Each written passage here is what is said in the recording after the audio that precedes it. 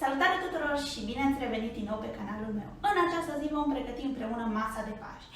Vom face cozonac simplu, vom face desert mini cheesecake, vom vopsi ouăle împreună, vom face o umplute, salată biof, ruladă, precum și multe altele. Desigur, dacă vă plac acest gen de video, nu uitați să dați un like, subscribe și să apăsați clopoțelul de notificare.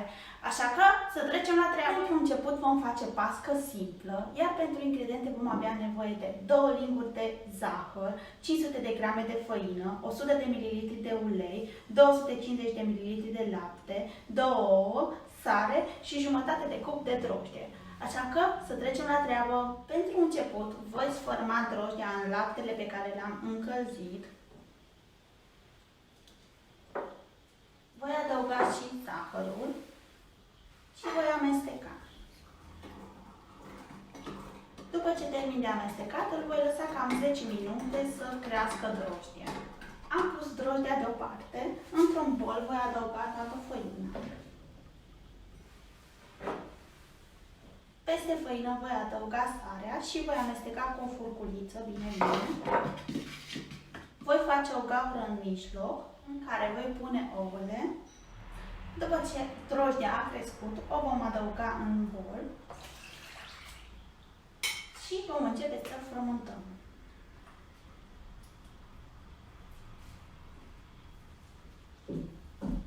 Adăugăm și uleiul, voi adăuga puțină făină, ca să nu fie foarte lipicios, voi adăuga puțină făină pe masă. O voi împrăștia și voi adăuga aici aluatul. Voi mai frământa aluatul pentru încă 10 minute. Am așezat aluatul într-un bol nou pe care l-am uns cu ulei ca să nu se lipească aluatul de bol și voi așeza o folie transparentă deasupra, iar mai apoi îl voi pune la crescut pentru 45 de minute. Uitați cât de frumos a crescut aluatul, îl voi scoate pe masă, însă înainte voi așeza puțină făină.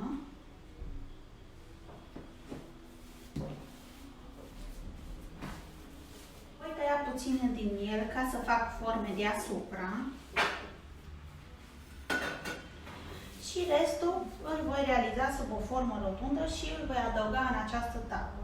Din păcate eu nu am o tavă mai îngustă, așa că îl voi așeza în aceasta, însă voi dacă aveți o tavă ceva mai îngustă, atunci puteți să o puneți în aceea. Deoarece această pastă va crește și va fi sub o formă mai rotundă, mai mică. Oricum, odată aluatul ce îl veți pune în cuptor va crește suficient de mult. Eu îl voi așeza pe mijlocul tăvii. Nu mai pun ulei, deoarece am pus înainte în bol și este suficient de uleios în exterior aluatul, așa că nu voi mai avea nevoie. Dacă dumneavoastră preferați, puteți să adăugați unt sau ulei pe tavă, forma niște biluțe. Să le faceți mai micuțe, deoarece oricum acestea vor crește și dacă le realizați de la început foarte mari, atunci se vor deforma, cel mai probabil. Am realizat o formă plată rotundă din puțin aluat și cu un cuțit voi tăia roată ca să fie cât mai rotundă și să o fac cei drept și puțin mai micuță.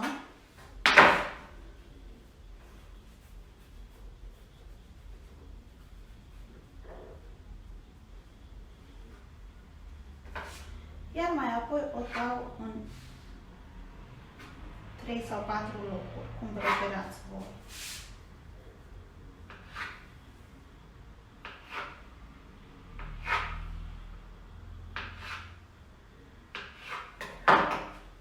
Ca și un fel de stea. Puteți să decorați oricum preferați. Apăs foarte puțin ca să se lipească de celălalt aluat. Voi adăuga și minjuțele în lateral, aici colo. Una în mijloc. Voi realiza și o frunzuliță.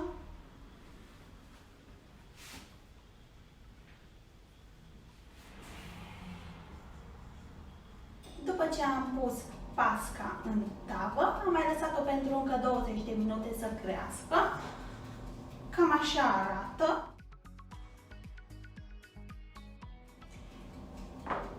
În prealabil am pus cuptorul la încălzit la 180 de grade cu căldură atât de sus cât și de jos și voi pune pasca în cuptor. Iar pasca noastră este gata. Am uitat să pun deasupra ou bătut înainte de a o pune la cuptor, însă nu este niciun fel de problemă, arată foarte bine și așa, este foarte moale, după cum puteți bine vedea. Să trecem mai departe la următorul preparat și anume salată bœuf. În continuare vom face salata bœuf. Pentru ingrediente vom avea nevoie de maioneză, cartofi și morcov pe care deja i-am fiert și am tăiat cu bulețe, mazăre, castravete murat pe care și pe acesta l-am tăiat mărunt și l-am stors foarte bine, un ou fiert tăiat mărunt, piept de pui tăiat mărunt.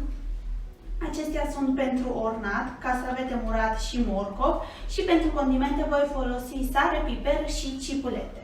Așa că să trecem la treabă. Am pregătit un bol și o lingură de lemn. Voi adăuga cartofii și morcovii fierți, tăieți cu bulețe.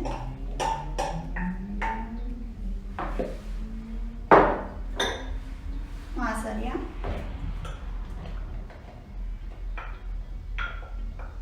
Însă voi lăsa câteva pentru ornare. Castraveții murați, oul, pieptul de pui și, desigur, condimentele. Vom amesteca.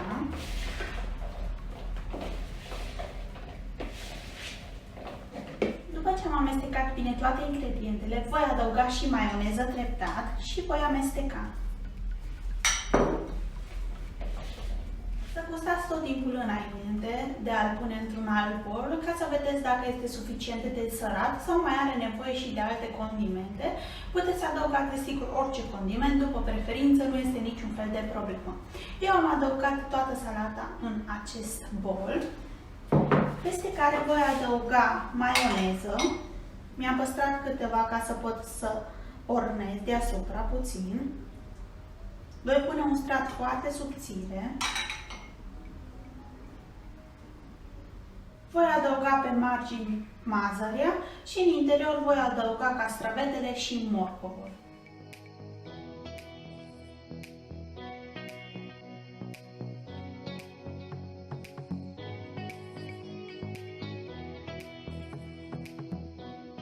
Iar acesta este rezultatul final. Am terminat de făcut și salata de bœuf, așa că vom trece mai departe la făcut chiftele.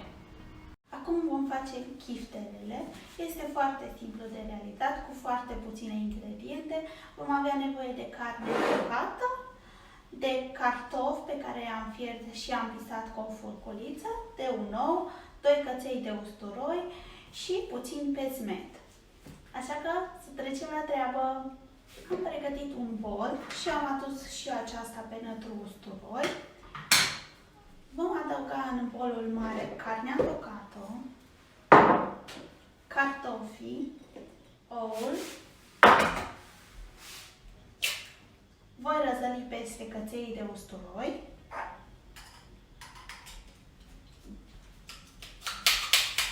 Iar apoi voi adăuga sare și piper. Însă puteți să adăugați orice condimente vă este dumneavoastră pe plac.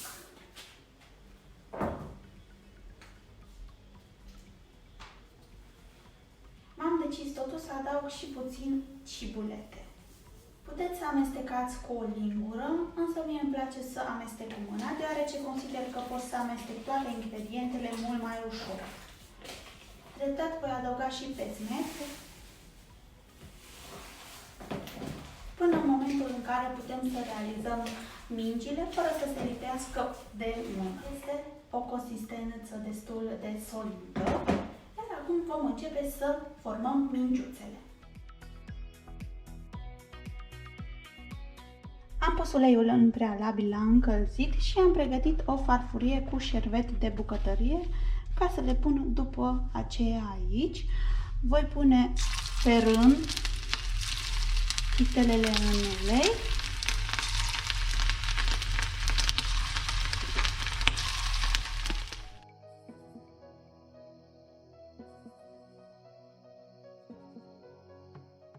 farina de prăjit și chifterele.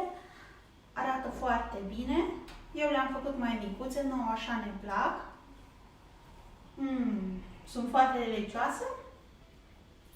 Iar mai departe vom trece la rulată. Ingredientele necesare pentru a realiza rulata sunt carne tocată, cam 300 de grame, depinde cât de mare doriți să o realizați. Eu o voi face doar pentru o persoană. Am pus aici, eu nu am avut din păcate pâine, așa că am rupt baghetă și am pus un ou, am lăsat-o la înmuiat, un ou fiert, câteva frunze de pătrunjel, jumătate de ceapă și 2 căței de usturoi și desigur condimente, sare și piper sau după preferință. Să trecem la treabă. Am tăiat ceapa mărunt, deasupra voi adăuga puțină unsoare, dacă nu aveți puteți să folosiți și ulei și o voi căli puțin până devine mai cristalină.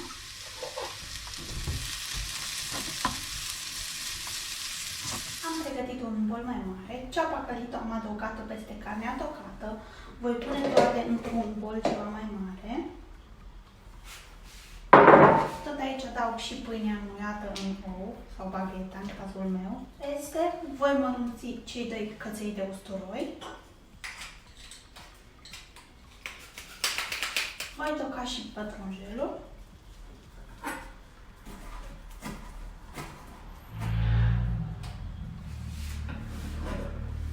Oul puteți să-l puneți și întreg, însă eu am să-l tau în două.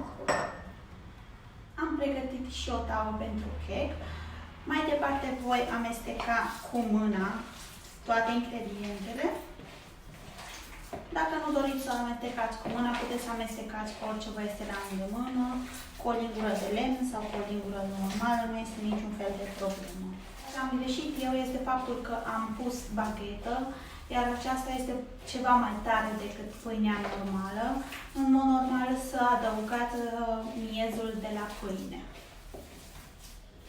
Însă nu este niciun fel de probleme dacă improvizați. Vom avea nevoie de o tavă de cake. Voi adăuga puțin ulei pe margini ca să nu se lipiască. Dacă doriți, puteți să adăugați și unt sau foaie de copt, cum vă este pe plac. Jumătate din conținut îl voi adăuga în tava de cake. Să îl uniformizați. Din păcate am uitat să adaug sare și piper, însă nu este niciun fel de problemă, se mai întâmplă. Voi adăuga direct în tavă și în restul de conținut rămas și voi amesteca bine. Nu este niciun fel de tragedie atunci când mai greșim, atâta timp cât putem repara greșeala foarte ușor. Am pus jumătate din conținutul de carne tocată, voi adăuga cele 2 ouă și peste acestea adaug restul conținutului și îl aranjez frumos în tavă. Acesta este rezultatul final. Este ceva mai îngustă, cum vă spuneam, deoarece este maxim pentru 2 persoane. Însă dacă doriți să realizați ceva mai groasă, puteți să adăugați mai multă carne tocată, fără niciun fel de problemă. Sper să vă placă și vă doresc poftă bună. Mai departe vom vopsi ouăle. Eu am fiert deja 5, voi face doar 5 deoarece suntem doar noi 2 și atunci nu are rost să fie mai multe. Am aceste culori sidef marmurat. Să vedem ce avem în interiorul pachetului, încă nu l-am deschis.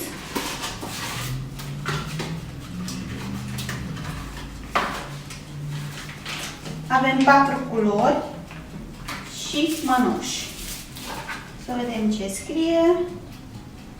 Adaug plicurile în apa călduță și le voi lăsa pentru 2-3 minute să se încălzească. Au trecut cele 2 minute. Am pregătit aici un vechi cofrar în care voi pune ouăle după ce le voi vopsi o foarfecă. Desigur, ouăle fierte, îmi voi pune mănușile și vom începe cu culoarea roșu.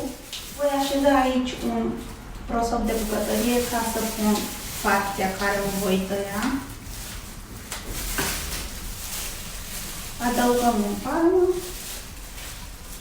Luăm un ou și îl amestecăm.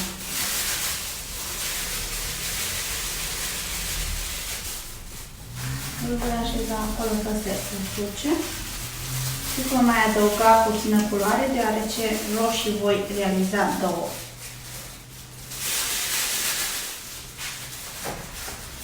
Mă voi spăla pe mâini.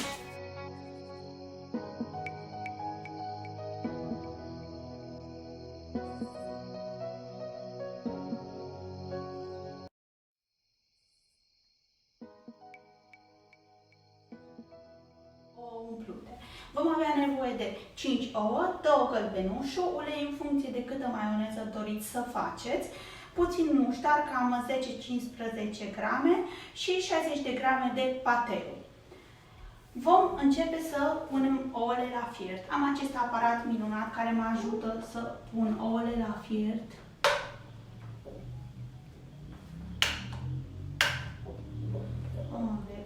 Le vreau fierte tare, așa că am pus aici în funcție de gradajul pe care mi este prezentat. Voi adăuga apa în acest aparat, pun capac și las să-și facă treaba singur.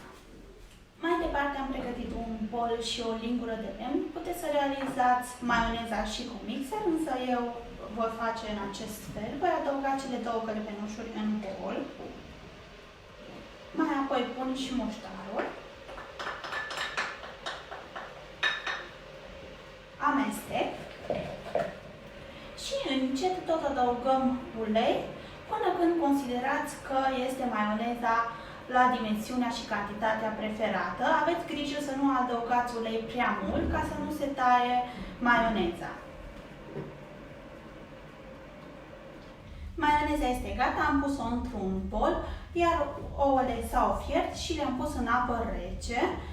Voi aștepta puțin să se răcească, după care voi începe să le curăț de coajă.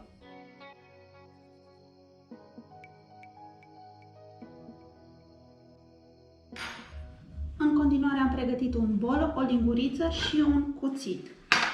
Voi tăia ouăle în două.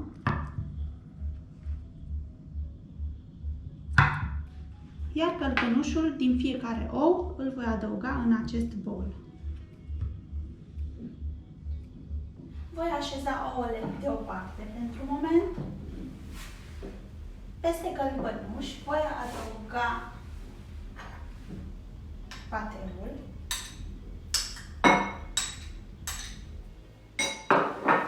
și o lingură de maioneză pentru moment.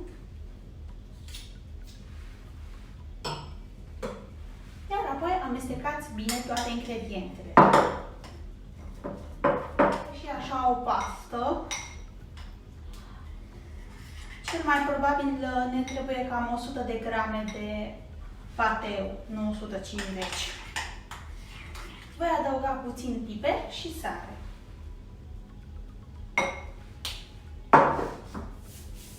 Iar apoi amestecăm bine. Înainte de a pune conținutul în ouă, să gustați, să vedeți dacă este suficient de sărat. Voi adăuga în fiecare ou acest conținut format.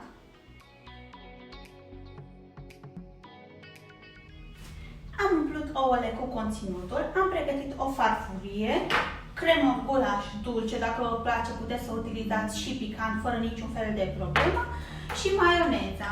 Vom pune pe farfurie maioneză. O vom întinde frumos.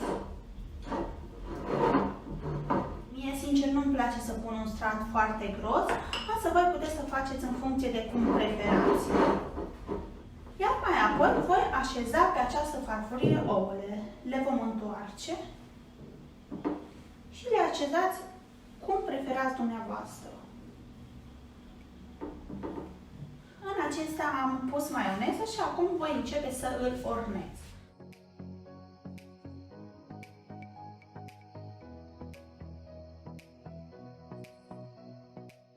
Și cam așa arată ouăle umplute. Le-am decorat puțin, însă voi puteți să le decorați în funcție de cum preferați.